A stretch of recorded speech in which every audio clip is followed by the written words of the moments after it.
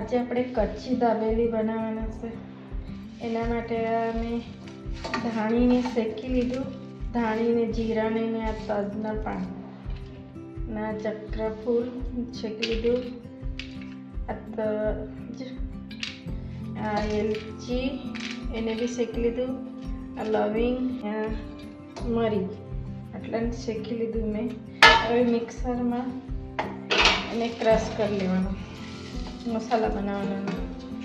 આ મસાલામાં થોડા સિંગદાણા નાખી દઈએ. એવી મેં શેકી કાઢેલા છે.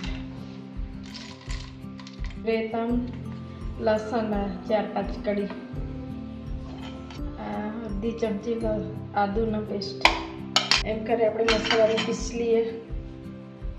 આ કશ્મીરી મરચાંનો પાવડર 2 ચમચી. એ તીખું નહીં લાગે, જરા તીખું લાગે, ખાલી કલર માટે. લાલ મરચું પાવડર એ આપણે શાકમાં નાખી દઈએ. 1 ચમચી ખાંડ. હવે આપણે ક્રશ કરી લઈએ. આ મસાલો તૈયાર કરી લીધો દાબેલીના. હવે આપણે લસણની ચટણી બનાવીએ. આ જ મસાલા બધામાં વાપરે કરજો. એમાં 2 ચમચી મસાલો નાખી દઈએ.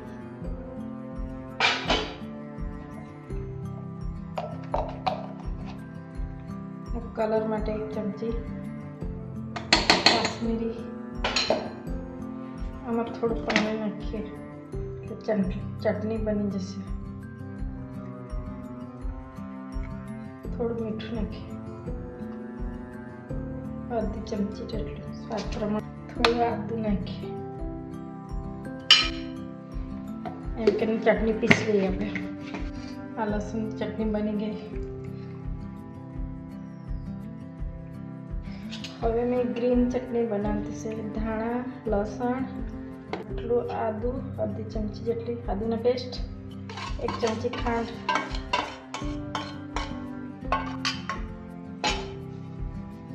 2-3 ચમચી સિંગદાણા,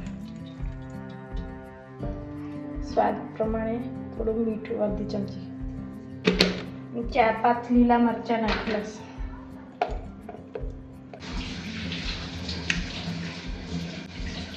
ગ્રીન ચટણી બની ગઈ. આપણે 2 જાતની ચટણી તૈયાર થઈ ગઈ. હવે આપણે સિંગદાણાને તૈયાર કરવા થોડા મસાલા મિક્સ કરી દઈએ. લસણની ચટણીમાં બહુ મસ્ત ટેસ્ટ આવે. અમારું તેલ ગરમ થઈ ગયું. હવે ગરમ કરીને બંધ કરીને આ સિંગદાણા મસાલામાંથી આમાં નાખવાનું છે.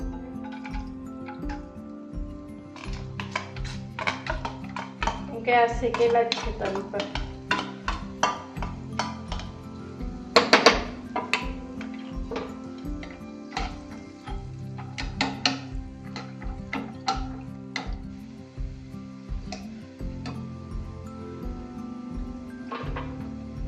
આ જ તેલમાં 1 ચમચી આ મસાલાવાળી ચટણી. ઉપરથી આ બટાકાના મેં તે નાખવાના.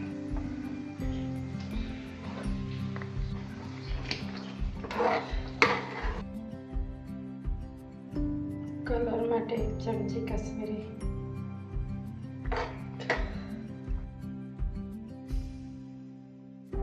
તીખાશ માટે લાલ મરચું. 1 ચમચી લસણની ચટણી મેં બનાવેલી તે. આ 1 ચમચી ગ્રીન ચટણી, 1 ચમચી ઇમલીની ચટણી ને ગોળની ગોળ મિક્સ ચટણી. ઇમલી ને બધાને મિક્સ કરી લેવાનું બરાબર. હવે આપણે ડીશમાં કાઢી લઈએ. થોડી વાર ઠંડુ કરવા દઈએ. ઠંડુ થઈ જાય પછી બધું નાખશું. એમાં થોડી ધાણા નાખી દઈએ ઉપરથી.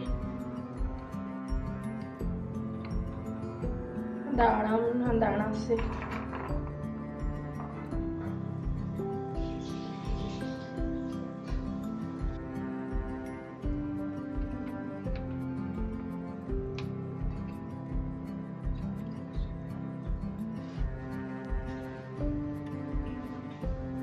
હવે આપણે પાવને શેકી લઈએ જરા.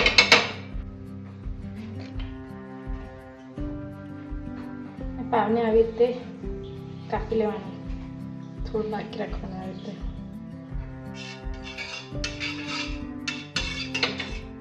એક જ બાજુથી શેકાય તો હોય કંઈ નહીં, જરાક આવી રીતે શેકી લેવાનું તો ટેસ્ટ સારો આવે.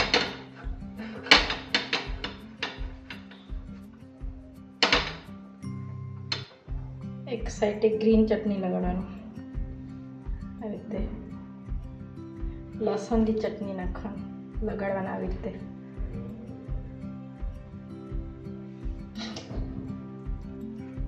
બંને બાજુ થોડી થોડી ઇમલીની ચટણી થોડી થોડી લગાડી દેવાની, ખાટી મીઠી સાઈડે.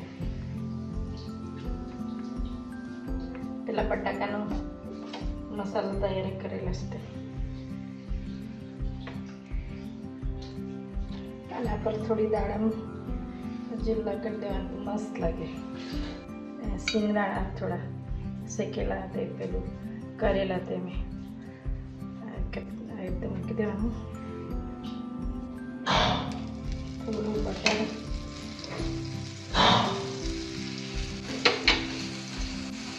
લગાડીને આવી રીતે શેકી લેવાનું હજી ઉપરથી.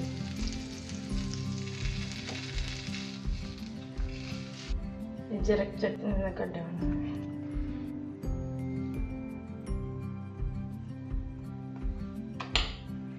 અને એને સેવ લગાડી દેવાનું.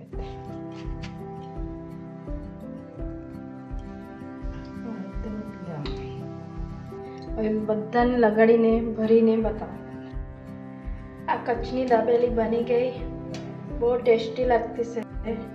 આ મારો વિડીયો તમને ગમેલા હોય તો સબસ્ક્રાઈબ કરજો, લાઈક કરજો અને કોમેન્ટ કરજો. તમે હો કચ્છની દાબેલી ટેસ્ટી બનાવીને ખાજો.